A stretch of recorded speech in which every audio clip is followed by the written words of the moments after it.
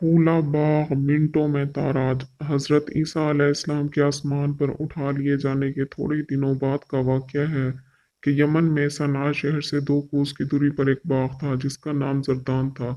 इसका मालिक बहुत नेक और सखी आदमी था। इसका दस्तूर ये था कि फलों को तोड़ने के वक्त वो फकीरों और मस्कीनों को बुलाता और ऐलान करता था कि जो फल हवा से गिर पड़े या जो हमारी झोली से अलग जा गिरे वो सब तुम लोग ही ले लिया करो। इस तरह इस बाग का बहुत सा फल फुकरा और मसाकिन को मिल जाया करता था। बाग का मालिक मर गया तो उसके तीनों बेटे इस बाग के मालिक हुए, मगर ये तीनों बहुत ही बखील थे। इन लोगों ने आपस में तय कर लिया कि अगर फकीरों और मस्कीनों को हम लोग बुलाएंगे तो बहुत से फल ये लोग ले जाएंगे और हम लोगों के अहलो अयाल की रोजी में तंगी हो जाएगी। तो फिर हम क्या करेंगे? चुनाचा इन तीनों भाइयों ने कसम खाकर ये तय कर लिया कि सूरज निकलने से कबल चलकर हम लोग बाग का फल तोड़ लें ताकि मसाकिन को पता ही ना चले। चुनाचा इन लोगों की बदनीयत ने यह असर दिखाया कि रात ही में अल्लाह ताला ने बाग में एक आग भेज दी जिसने पूरे बाग को जलाकर खाक से कर डाला। इन लोगों को इसकी खबर भी ना हुई। ये लोग अपने मंसूबे के वक्त ही रात को आखिरी हिस्से में निहायत खामोशी के साथ फल तोड़ने के लिए रवाना हो गए। रास्ते में चुपके चुपके बातें करते थे ताकि फकीरों और मस्किनों को खबर ना मिल जाए। लेकिन ये लोग जब बाग के पास पहुंचे तो क्या देखते हैं कि बाग जो दरख्तों को देख कर हैरान रह गए क्योंकि वो सारे जले हुए थे। चुनाचा एक बोल पड़ा कि हम लोग रास्ता भूल कर किसी और जगह चले आए हैं। मगर इनमें से जो बानिस्बत दूसरे भाइयों की कुछ नेक नफ्स था, उसने कहा कि हम रास्ता तो नहीं भूले, बल्कि अल्लाह ताला ने हम लोगों को फलों से महरूम कर दिया है।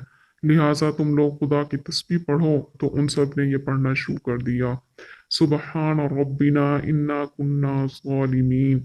यानी हमारे रब के लिए पाकी है, हम लोग यकीनन जालिम है कि हमने फुकरा और मसाकीन का हक मार लिया है।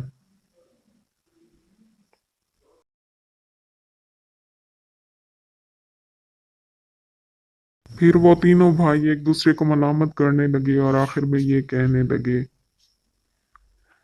असा रब्बुना अन युब्दिलना खैरम मिन्हा इन्ना इला रब्बिना रागिबून। पारा नंबर 29 सूरतुल कलम आयत नंबर 29 और 32। तर्जमा कंजुल ईमान। उम्मीद है कि हमें हमारा रब इससे बेहतर बदल दे। हम अपने रब की तरफ ही रग़बत लाते हैं। हज़रत अब्दुल्ला बिन मसऊद रदियल्लाहु अन्हु ने फरमाया कि इन लोगों ने सच्चे दिल से तौबा कर ली तो अल्लाह ताला ने उन लोगों की तौबा कबूल फरमा ली और फिर उन लोगों को उसके बदले एक दूसरा बाग अता फरमा दिया जिसमें बहुत ज़्यादा बड़े बड़े फल आने लगे। इस बाग का नाम हैवान था और उसमें एक एक अंगूर इतना बड़ा बड़ा होता था कि उसका एक खोशा एक खच्चर का बोझ हो जाया करता था। अबू खालिद यमानी का बयान है कि मैं खुद उस बाग में गया। मैंने देखा कि इस बाग में अंगूरों के खोशे हबशी आदमी के कद के बराबर बड़े थे। तफसीर सावी, जिल्द नंबर 6, सफ़ा नंबर 2216, पारा नंबर 29, सूरतुल कलम आयत नंबर 32। इस वाक़े से ये सबक मिलता है कि सखावत और नेक नियति का असर माल में खैर व बरकत और माल की फरावानी है, और बखीली और बदनीयती का समर माल की हलाकत और बर्बादी है। सच्ची तौबा से ज़ायल शुदा नेमत से बड़ी और बढ़कर नेमत अता फरमा दिया करता है अल्लाह ताला। व्यूवर्स, अगर आपको ये वीडियो पसंद आई हो तो लाइक करें, शेयर करें और चैनल को नए हैं तो सब्सक्राइब कर दें।